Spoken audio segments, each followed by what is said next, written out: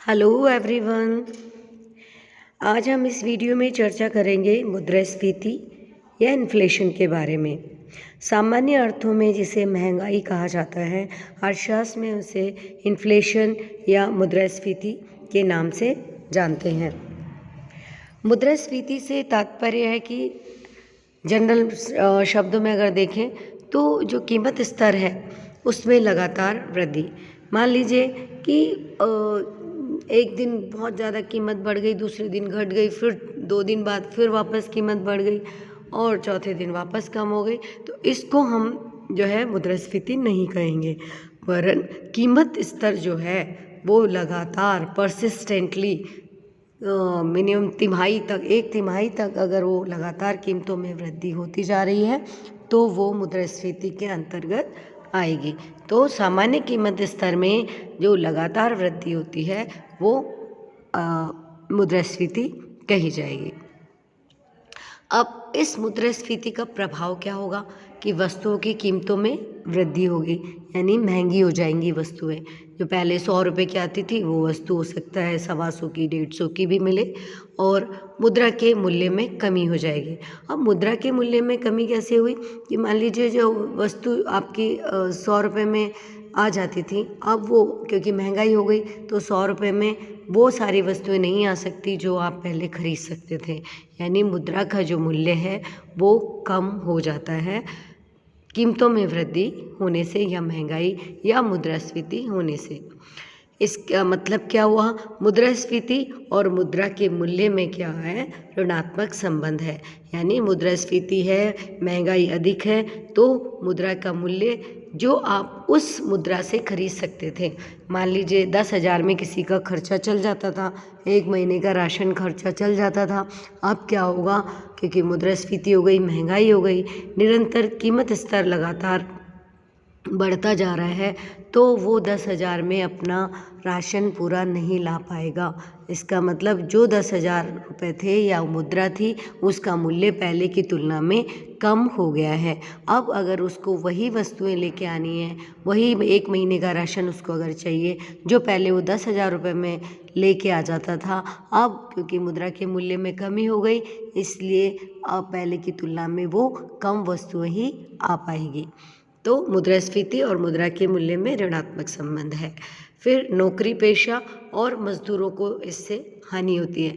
मान लीजिए किसी को 50,000 रुपये मिल रहे हैं, सैलरी आती है, अब 50,000 में और पहले वो अपना घर भी चला लेता था, अपने और चीज़ें मेंटेन कर लेता था, सेविंग भी कर लेता था, लेकिन मुद्रास्फीति होने के बाद क्योंकि उसके 50,000 की वैल्यू अब मान लीजिए 40,000 ही रह गई, क्योंकि इन्फ्लेशन बहुत ज़्यादा हो गया, मुद्रास्फीति बहुत ज़्यादा हो गई तो उसको हानि होगी। इसी तरह मज़दूरों को कि उनको तो भाई दिहाड़ी मज़दूर है, 500 रुपये मिलते थे, अब वो 500 रुपये में पहले तो अपना काम निकाल लेते थे पूरे दिन भर का, पूरी फैमिली का, लेकिन अब जो है महंगाई हो गई तो 500 रुपये में तो सामान ही नहीं आ पाता जो उसको पहले आ जाता था जबकि मुद्रास्फीति नहीं थी, अपने परिवार का पेट भर लेता था उन 500 रुपये से। अब वो उस चीज़ को नहीं खरीद पाएगा तो मज़दूरों को भी हानि होगी और नौकरी पेशा लोगों को भी हानि होगी। इसके अलावा स्थिर आय वालों को हानि, जैसा कि पहले मैंने बताया, जैसे फिक्स इनकम वाले लोग हैं कि भाई सैलरी हर महीने में इनको भाई इतने पैसे मिलेंगे और उनको बहुत हानि होती है इससे, क्योंकि सैलरी तो सेम होती है और या जो उनके हाथ में पैसा आता है वो तो समान ही मिल रहा है पहले की तुलना पहले के जैसे ही, लेकिन जो मुद्रास्फीति होने से उनके जो वस्तुओं की कीमतें बढ़ गई तो अब जो पहले वो सामान लेके आ पाते थे उन पैसे में, अब वो सामान उन पैसों में नहीं आ पाएगा, उसके लिए अतिरिक्त व्यय उसको करना पड़ेगा और पैसे उसके लिए चाहिए।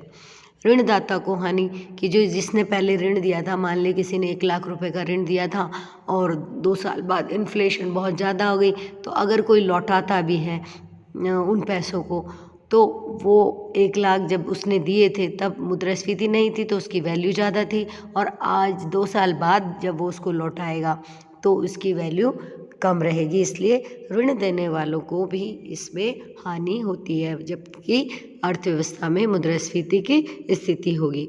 इसके अलावा ऋणी को लाभ, क्योंकि जो ऋणी है उसने तो कुल 1 लाख रुपए देने, तो पहले तो 1 लाख रुपए की वैल्यू ज़्यादा थी तो उस समय उसने लिया था, और जब अगर वो दे रहा है, जब इन्फ्लेशन बहुत ज़्यादा हो गई है तो उसके 1 लाख की वैल्यू जो जिसने दिए थे उसके लिए कम हो जाएगी और ऋणदाता के लिए वो आसान रहेगा। तो इसलिए ऋणी को इसमें मुद्रास्फीति के उसमें लाभ होता है। फिर गरीबों पर बहुत ही नेगेटिव इम्पैक्ट इसमें पड़ता है कि गरीबों की संख्या में वृद्धि हो जाती है, कि महंगाई होने से सबसे ज़्यादा बड़ी मार जो होती है वो गरीबों पे ही होती है। गरीब और मतलब जो पहले गरीबी रेखा में नहीं आते थे वो लोग भी इसमें शामिल हो जाते हैं, इसलिए गरीबों की संख्या में भी वृद्धि हो जाती है मुद्रास्फीति होने से। भूखमरी में वृद्धि, क्योंकि लोग भूखे मरते हैं, वो अपने जो सामान खरीद सकते थे वो अब उनके सीमा से बाहर हो जाते हैं, क्योंकि महंगाई बहुत ज़्यादा हो गई है। पहले कम पैसों में भी वो अपना खाद्य सामग्री खरीद लेते थे और पेट भर लेते थे, लेकिन मुद्रास्फीति होने से वो अब भूखे मरने की नौबत आ जाती है और उद्योगपतियों और व्यापारियों को इससे लाभ होता है। अब ये बड़ा प्रश्न है कि क्या मुद्रास्फीति सदा हानिकारक है? तो इसके 3 बिंदुओं से इसको अगर समझें कि अगर बहुत अधिक मुद्रास्फीति है तो हाँ, ये बहुत ज़्यादा हानिकारक है, इतनी अधिक कि आउट ऑफ कंट्रोल है कि आप बास्केट्स में तो पैसे भर के ला रहे हैं और झोली में जो है सामान भर के ला रहे हैं, ऐसी स्थिति आ जाए तो वो मुद्रास्फीति बहुत हानिकारक हो, क्योंकि अत्यंत न्यून मुद्रास्फीति हो कि ना के बराबर मुद्रास्फीति हो वो भी हानिकारक है। इसका मतलब अर्थव्यवस्था बहुत ही स्लो गति से बढ़ रही है। तो दोनों स्थितियां ही अर्थव्यवस्था के लिए उचित नहीं है, वरन मध्यम मुद्रास्फीति अगर हो तो वो अर्थव्यवस्था के दृष्टिकोण से सही मानी जाती है, क्योंकि एक अर्थव्यवस्था ग्रोथ कर रही है इसका एक साइन होता है कि उसमें हल्की मुद्रास्फीति तो रहनी ही चाहिए। आशा है ये जानकारी आपके लिए उपयोगी सिद्ध हुई होगी। Please like and share the video and subscribe the channel. अगले वीडियो में हम चर्चा करेंगे मुद्रास्फीति के प्रकार क्या क्या है और उनका अर्थव्यवस्था पर किस तरह से प्रभाव पड़ता है। धन्यवाद।